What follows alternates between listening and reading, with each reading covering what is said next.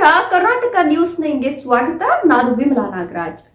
ಸ್ನೇಹಿತರೆ, ಜೈ ಸಂಘಟನೆಯ ಮುಖ್ಯಸ್ಥ ಉಗ್ರ ಅಜರ್ ಮಸೂದ್ ಈಗ ಒಂದು ಸ್ಫೋಟಕ ಹೇಳಿಕೆಯನ್ನ ಕೊಟ್ಟಿದ್ದು, ಆ ಒಂದು ಆಡಿಯೋ ಎಲ್ಲೆಡೆ ವೈರಲ್ ಆಗ್ತಿದೆ.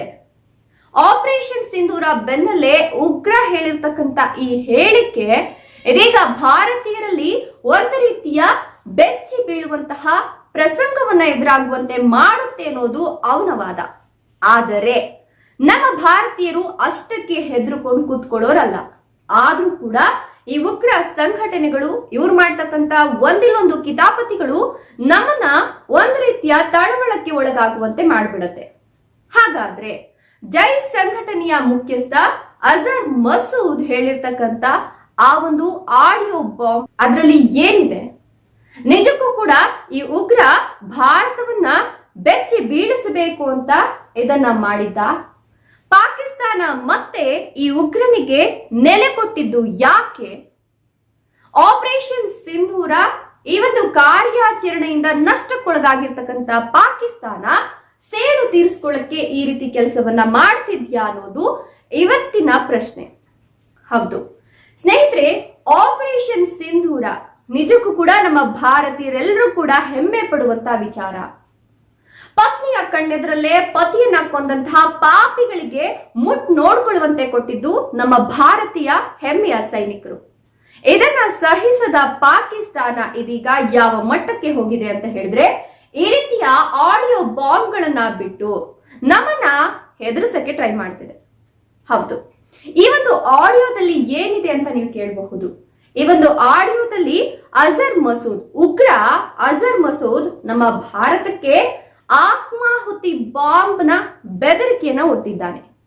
ನಿಮ್ಮತ್ರ ಲಕ್ಷ ಲಕ್ಷ ಸೈನಿಕರಿರಬಹುದು, ಕ್ಷಿಪಣಿಗಳಿರಬಹುದು, ಆದ್ರೆ ನನ್ನ ಹತ್ರ ಆತ್ಮಾಹುತಿ ಬಾಂಬರ್ಗಳಿದ್ದಾರೆ, ಏನ್ ಮಾಡ್ಕೊಳ್ತೀರಾ ಅಂತ ಕೇಳಿದ್ದಾನೆ. ಹೌದು, ಈ ಒಂದು ಆಡಿಯೋ ಎಲ್ಲಾ ಕಡೆ ವೈರಲ್ ಆಗ್ತಿದೆ. ಅದರಲ್ಲೂ ಅಮರನಾಥ ಯಾತ್ರೆಯನ್ನ ಕೈಗೊಳ್ತಕ್ಕಂತ ಸಂದರ್ಭದಲ್ಲೇ ಈ ಒಂದು ಆಡಿಯೋವನ್ನ ರಿಲೀಸ್ ಮಾಡಿರೋದು ಎಲ್ಲ ಒಂದ್ ಕಡೆ ನಮ್ಮ ಭಾರತೀಯರನ್ನ ಹೆದರಿಸಬೇಕು ಅಂತ ಹೇಳಿ ಈ ಉಗ್ರ ಮಾಡಿರ್ತಕ್ಕಂತ ಪ್ಲಾನ್ ಅನ್ನೋದು ಮೇಲ್ನೋಟಕ್ಕೆ ಕಾಣ್ತಾ ಇದೆ. ಯಾಕಂತ ಹೇಳಿದ್ರೆ, ಅಮರನಾಥ ಯಾತ್ರೆಯ ವೇಳೆ ಒಂದಷ್ಟು ಜನರು ಸಿಗ್ತಾರೆ. ಆ ಒಂದು ಸಂದರ್ಭದಲ್ಲಿ ಈ ಆತ್ಮಾಹುತಿ ಬಾಂಬರ್ಗಳು ಯಾರೆಲ್ಲ ಇರ್ತಾರಲ್ಲ, ಅವರನ್ನ ಬಿಟ್ಟು ನಾವು ಭಾರತೀಯರನ್ನ ಕೊಲ್ತೀವಿ ಅನ್ನೋ ಸಂದೇಶ ಇದಾಗಿದೆ. ಹಾಗಾದ್ರೆ ನಿಜಕ್ಕೂ ಕೂಡ ಈ ಉಗ್ರ ಹೇಳದಂತೆ ಮಾಡ್ಬಿಡ್ತಾನ ಅಂತ ಕೇಳಿದ್ರೆ ಖಂಡಿತವಾಗಿಯೂ ಕೂಡ ಇಲ್ಲ. ಯಾಕಂತ ಅಂದ್ರೆ ಈ ಒಂದು ಉಗ್ರ ಜೈ ಸಂಘಟನೆ ಕಟ್ಟಿದ ನಂತರ ಭಾರತದ ಒಂದು ಬೆಂಬಲದಲ್ಲಿ ಇರ್ತಾನೆ, ಅಂದ್ರೆ ಭಾರತದ ಒಂದು ಕಸ್ಟಡಿಯಲ್ಲಿ ಇರ್ತಾನೆ. ಆ ಕಸ್ಟಡಿಯಿಂದ ಬಿಟ್ಟ ನಂತರ ಈ ಒಂದು ಜೈ ಸಂಘಟನೆಯನ್ನ ಕಟ್ಕೊಳ್ತಾನೆ. ವಿಮಾನ ದುರಂತದಲ್ಲಿ ಇವನ ಹೆಸರು ಕೇಳಿ ಬರುತ್ತೆ. ಆಗ ಭಾರತದ ಒಂದು ಸೈನಿಕರು ಏನಿದ್ದಾರೆ ಇವನನ್ನ ಅರೆಸ್ಟ್ ಮಾಡಿರ್ತಾರೆ. ಅದಾದ ನಂತರ ಇವನನ್ನ ಅದರ ಆ ಪ್ರಕರಣದಲ್ಲಿ ಇವನಿಗೂ ಅದಕ್ಕೂ ಸಂಬಂಧ ಇಲ್ಲ ಅಂತ ಅಂದ್ಬಿಟ್ಟು ಸ್ಪಷ್ಟ ಆದ ನಂತರ ಇವನನ್ನ ಬಿಡುಗಡೆ ಮಾಡ್ತಾರೆ. ಅದಾದ ನಂತರ ಈ ಉಗ್ರ ಹೋಗ್ಬಿಟ್ಟು ಜೈ ಸಂಘಟನೆಯನ್ನ ಕಟ್ಕೊಳ್ತಾನೆ. ಜೈ ಸಂಘಟನೆಯನ್ನ ಕಟ್ಕೊಂಡು ಅಲ್ಲಿ ಈಗ 30,000ಕ್ಕೂ ಅಧಿಕ ಮಂದಿಗೆ ಉಗ್ರ ತರಬೇತಿಗಳನ್ನ ಕೊಡ್ತಾ ಇದ್ದಾನೆ. ಉಗ್ರಗಾರಿಕೆ ಹೇಗ್ ಮಾಡ್ಬೇಕು ಅನ್ನೋದನ್ನ ಇವನು ಹೇಳ್ಕೊಡ್ತಾ ಇದ್ದಾನೆ. ಅದರ ಜೊತೆಗೆ 10,000 ಜನರನ್ನ ಇವನು ರೆಡಿ ಮಾಡಿ ಇಟ್ಕೊಂಡಿದ್ದಾನೆ, ಅದು ಕೂಡ ಆತ್ಮಾಹುತಿ ಬಾಂಬರ್ಗಳ ಸ್ವರೂಪದಲ್ಲಿ. ಇದು ಹೆಂಗಾಗ್ಬಿಟ್ಟಿದೆ ಅಂತ ಹೇಳಿದ್ರೆ, ಈ ಮದರಸಗಳಿರುತ್ತಲ್ಲ, ಇವ್ರದ್ದು ಮದರಸಗಳನ್ನೇ ಈ ಉಗ್ರರನ್ನ ತಯಾರಿಕೆ ಮಾಡ್ತಕ್ಕಂಥ ಕಾರ್ಖಾನೆ ರೀತಿ ಇವರು ಕನ್ವರ್ಟ್ ಮಾಡ್ಕೊಬಿಟ್ಟಿದ್ದಾರೆ. ಅದ್ರಲ್ಲೆಲ್ಲಾನು ಉಗ್ರನ ಯಾವ ರೀತಿ ತಯಾರು ಮಾಡ್ಬೇಕು, ಉಗ್ರರಿಗೆ ಏನೆಲ್ಲ ಪಾಠಗಳನ್ನ ಹೇಳ್ಕೊಡ್ಬೇಕು, ಯಾವ ರೀತಿ ಸಾಯ್ಬೇಕು, ಯಾವ ರೀತಿ ಸಾಯಿಸ್ಬೇಕು, ಇದೆಲ್ಲವನ್ನ ಕೂಡ ಆ ಮದ್ರಸಗಳಲ್ಲಿ ಹೇಳ್ಕೊಡ್ತಾರೆ. ಇದು ಒಂದು ರೀತಿ ಈ ಸ್ಫೋಟಕ ವಿಚಾರ ಅಂತಾನೆ ಹೇಳ್ಬಹುದು. ಯಾಕಂತಂದ್ರೆ ಉಗ್ರರನ್ನ ತಯಾರು ಮಾಡ್ತಕ್ಕಂಥ ಕಾರ್ಖಾನೆ ಅಂತ ಹೇಳಿದ್ರೆ ತಪ್ಪಾಗ್ಲಿಕ್ಕಿಲ್ಲ. ಈ ಕಾರ್ಖಾನೆಯಲ್ಲಿ ಈಗಾಗಲೇ 10,000 ಬಾಂಬರ್ಗಳನ್ನ, ಆತ್ಮಾಹುತಿ ಬಾಂಬರ್ಗಳನ್ನ ಈ ಉಗ್ರ ರೆಡಿ ಮಾಡಿ ಇಟ್ಕೊಂಡಿದ್ದಾನಂತೆ. ಸೊ ಅಮರನಾಥ ಯಾತ್ರೆ ವೇಳೆಯಲ್ಲಿ ಈ ಬಾಂಬರ್ಗಳನ್ನ ಬಳಸ್ಕೊಳ್ತೀನಿ ಅನ್ನುವಂತಹ ಮಾತು ಜೊತೆಗೆ ಮುಜಾಹಿದ್ಗೆ ಹಣ ನೀಡಿ ಅಂತ ಕೂಡ ಹೇಳಿಕೆಯನ್ನ ಕೊಟ್ಟಿದ್ದಾನೆ. ಅಂದ್ರೆ ನಾವು ಇನ್ನೇನು ಈ ರೀತಿಯ ದಾಳಿಗಳನ್ನ ಮಾಡ್ತೀವಿ, ನಮ್ಗೆ ಈ ದಾಳಿಗೆ ಹಣಕಾಸಿನ ವ್ಯವಸ್ಥೆ ಬೇಕು, ಸೊ ಹಣಕಾಸಿನ ವ್ಯವಸ್ಥೆಯನ್ನ ನೀವು ಮಾಡಿ ಅಂತ ಪಾಕಿಸ್ತಾನಕ್ಕೆ ಒಂದು ರೀತಿಯ ಇಂಡೈರೆಕ್ಟ್ ಆಗಿ ಹೇಳಿಕೆಯನ್ನ ಇವನು ಕೊಟ್ಟಿದ್ದಾನೆ.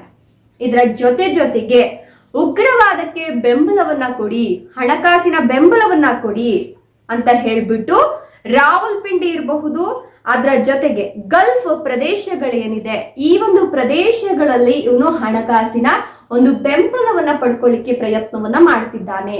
ಈ ಒಂದು ಪ್ರದೇಶಗಳ ಮೂಲಕ ಇವನು ದಾಳಿ ಮಾಡ್ಲಿಕ್ಕೆ ಎಲ್ಲಾ ರೀತಿಯ ಸಿದ್ಧತೆಗಳನ್ನ ನಡೆಸ್ಕೊಳ್ತಿದ್ದಾನೆ ಅನ್ನೋದು ಈಗ ಬಂದಿರತಕ್ಕಂತ ಉನ್ನತ ಗುಪ್ತಚರ ಇಲಾಖೆಗಳ ಮಾಹಿತಿ. ಸೊ ಈ ಗುಪ್ತಚರ ಇಲಾಖೆಗಳು ಹೇಳಿರೋ ಪ್ರಕಾರ ಆಪರೇಷನ್ ಸಿಂಧೂರ ಆದ್ಮೇಲೆ ಪಾಕಿಸ್ತಾನಕ್ಕೆ ಬಹಳ ನಷ್ಟ ಆಗತ್ತೆ.